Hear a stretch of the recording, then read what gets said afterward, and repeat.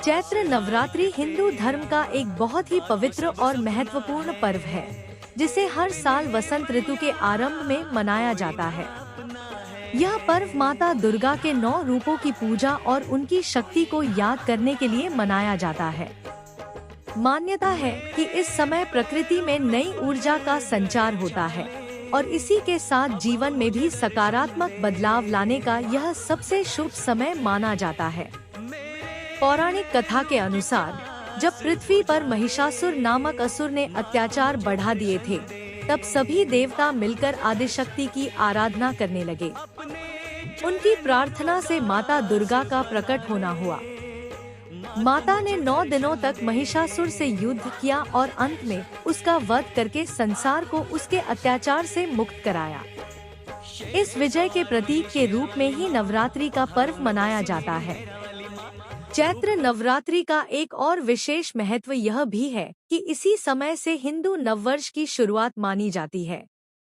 इस दिन से प्रकृति में नए फूल खिलते हैं, पेड़ों पर नई पत्तियां आती हैं और वातावरण में एक नई ताजगी महसूस होती है। इसलिए इसे नई शुरुआत, शुद्धता और ऊर्जा का प्रतीक भी कहा जाता है।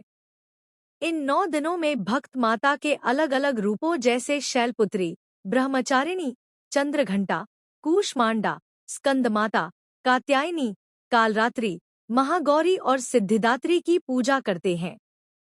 हर दिन माता के एक विशेष रूप को समर्पित होता है और भक्त पूरे श्रद्धा और भक्ति के साथ व्रत रखते हैं, पूजा करते हैं और अपने जीवन में सुख समृद्धि की कामना करते हैं।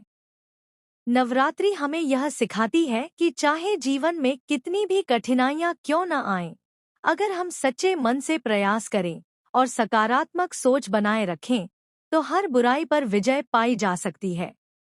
यह पर्व न केवल धार्मिक आस्था का प्रतीक है, बल्कि आत्मशुद्धि, अनुशासन और नई ऊर्जा प्राप्त करने का भी अवसर है। इस प्रकार चैत्र नवरात्रि सिर्फ एक त्योहार नहीं, बल्कि एक ऐसा पावन समय है जो हमें अपने अंदर की शक्ति को पहचानने और जीवन को बेहतर बनाने की प्रेरणा देता है।